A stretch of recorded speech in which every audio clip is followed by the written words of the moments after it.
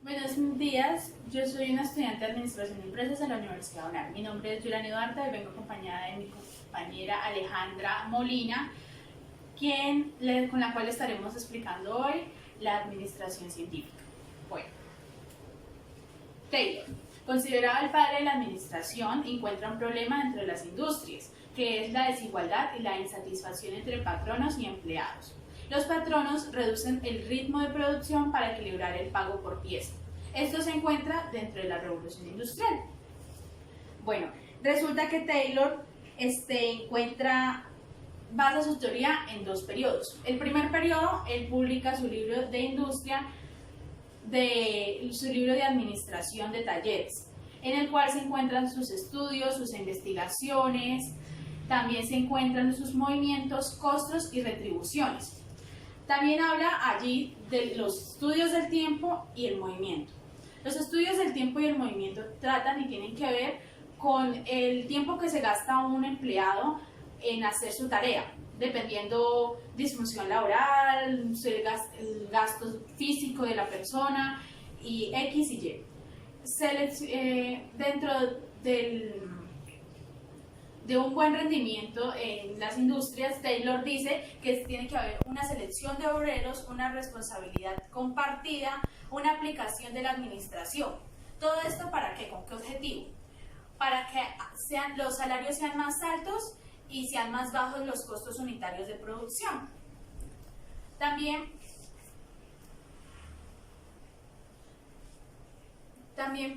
dice que para lograr esto se necesitan mecanismos administrativos, lo cual se les llamó sistematización del trabajo.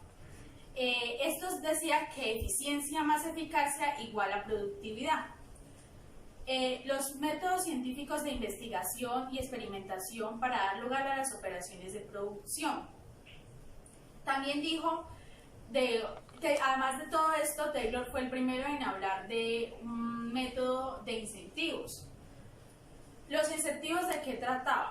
Pues resulta y pasa que en medio de la industria los operarios el operario corriente que no daba todo su potencial y el operario que sí daba todo su potencial. ¿Qué pasaba? Al ver un operario que sencillamente su compañero tenía el mismo pago salarial que él y que el otro no daba toda su capacidad, su eficiencia, entonces, ¿qué pasaba conmigo? Pues yo dejaba de rendir al igual que lo estaba haciendo, bajaba mi interés. Entonces, al no haber esto, él habló de un incentivo salarial. Bueno, también Taylor habló de 14 principios para mantener una buena administración, en el cual estaba la división del trabajo, la autoridad, la disciplina, la unidad de dirección, la unidad de mando, la subordinación, la remuneración, la centralización, la jerarquía, el orden, la equidad, la estabilidad del personal, las iniciativas y el espíritu de grupo. Como factores negativos encontré la holgazanería sistemática de los obreros. ¿Qué trata esto? Trata, por ejemplo, cuando un ejemplo muy breve puede ser cuando un estudiante lo ponen a estudiar algo y en vez de eso simplemente corta y pega en su computador porque es sistemático. Y entonces, ¿el estudiante qué pasa? No aprende nada. Entonces, eso es un breve ejemplo de la holgazanería sistemática de los obreros. También está el desconocimiento de las rutinas de trabajo y el tiempo necesario para realizarlas. ¿Qué significa esto? Que muchas de las personas o empleados que trabajan no conocen el tiempo que su patrón, sus gerentes les ponen para realizar una tarea y todo lleve un orden. También está la falta de uniformidad en las técnicas o métodos del trabajo. Resulta que no muchas personas están acostumbradas a trabajar en equipo. Y cuando una persona no está acostumbrada a trabajar en equipo, nunca está conforme, no está de acuerdo con los métodos, entonces hay una uniformidad en el grupo. Por otro lado, también tenemos los fundamentos. De los fundamentos tenemos la identidad de los intereses de patrones y obreros. También tenemos la limitación de la producción, el estudio científico de las condiciones del trabajo y la organización científica.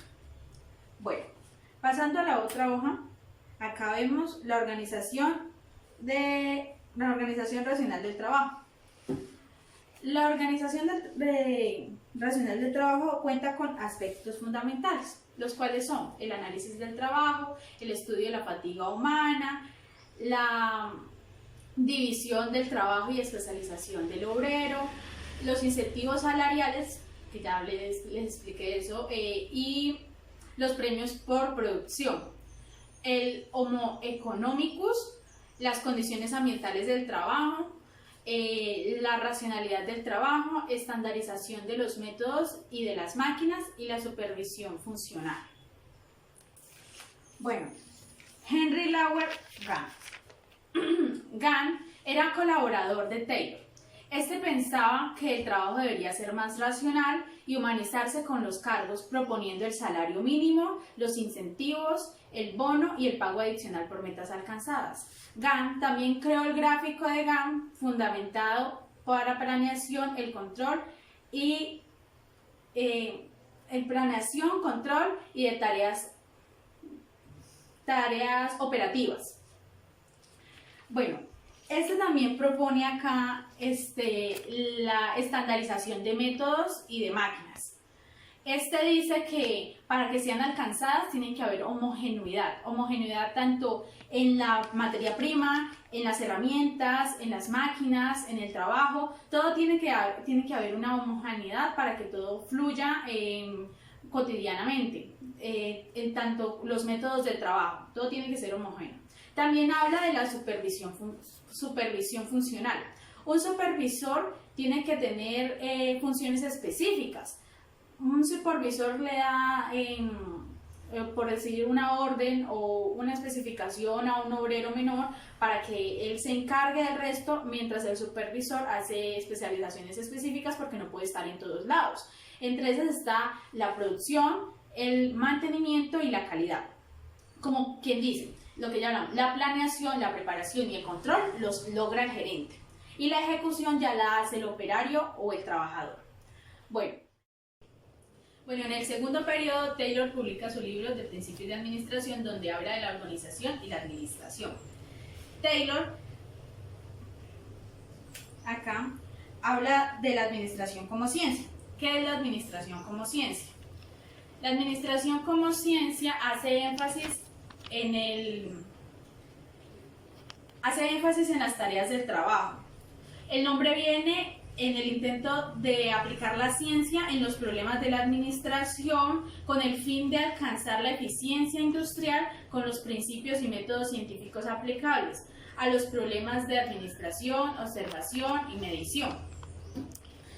Bueno, también cuenta con 4 principios básicos. Los principios básicos son la planeación, preparación, ejecución y control, tales como esto sirve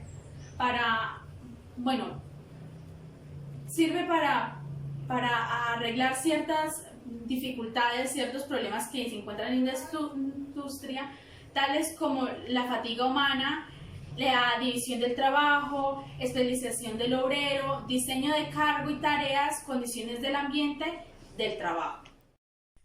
En medio de mi investigación encontré una de las empresas que en la actualidad aún sigue practicando esta teoría.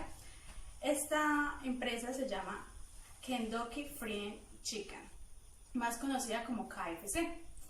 Es una franquicia de comidas rápidas especializada en pollo frito.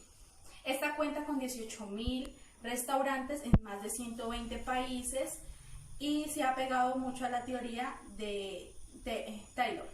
Esto significa que pues les ha ido muy bien, ya que en el 2013 se posicionaron en el segundo nivel de negocios, quedando de primeras McDonald's. Cordial saludo, mi nombre es Alejandra Espinosa, soy estudiante de Administración de Empresas en la Universidad Autónoma de Nariño. Hoy les vengo a hablar sobre los principios de la administración científica. En sí tienen 4 ramas. La primera es la organización científica de trabajo. La segunda es la selección y entrenamiento de trabajo. La tercera es la cooperación de operarios y directivos. Y la cuarta es la responsabilidad de los directivos en complemento del trabajo. Empecemos. Frederick Taylor, uno de los padres de la administración científica, dividió esta en 4 principios fundamentales que son: primero, organización científica del trabajo.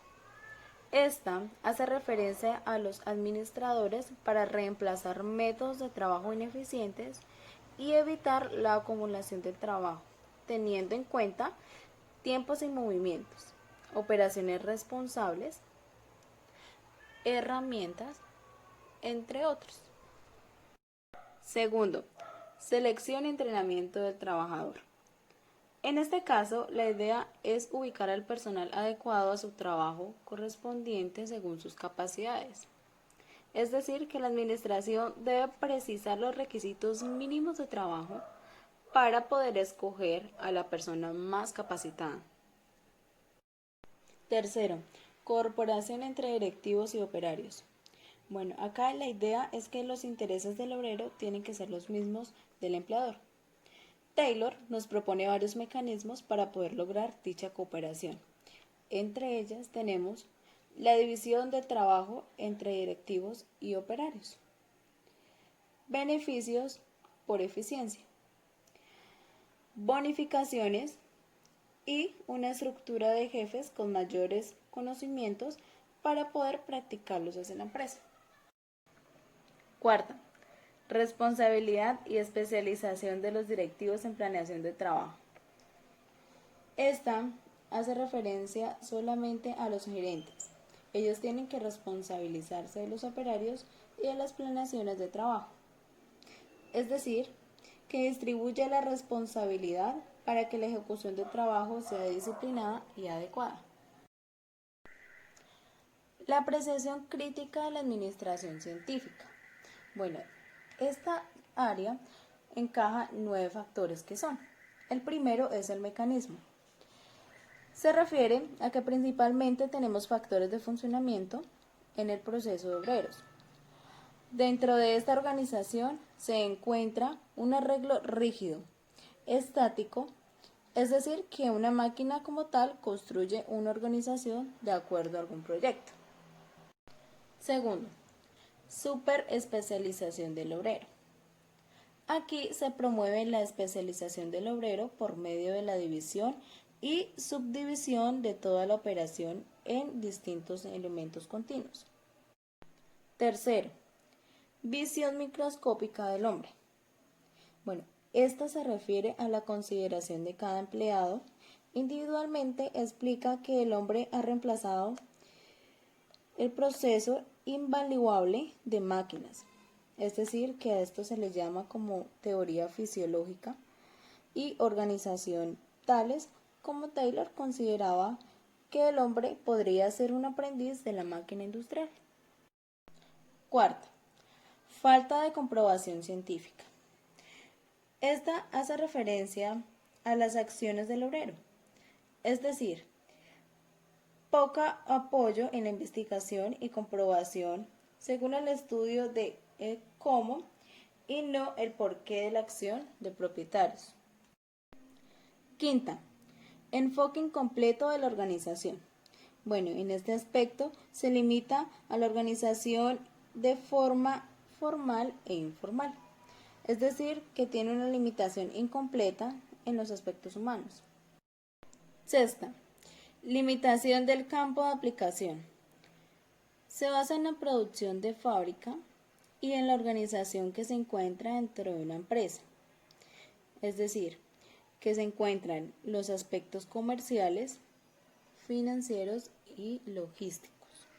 Enfoque prescriptivo y normativo. Se caracteriza también por presentar principios normativos, los cuales se le agregan a un administrador para que tenga éxito y sepa su funcionamiento. Octava, enfoque de sistema cerrado. Bueno, en esta se caracteriza pues por considerar solamente lo que ocurre dentro de una organización. Y por último, tenemos la administración como pionera. Esta se ocupa por competencia técnica nomás, también de tener un requisito básico para los gerentes. Con esto finaliza la presentación. Muchas gracias por la atención prestada y espero que la información haya sido de utilidad.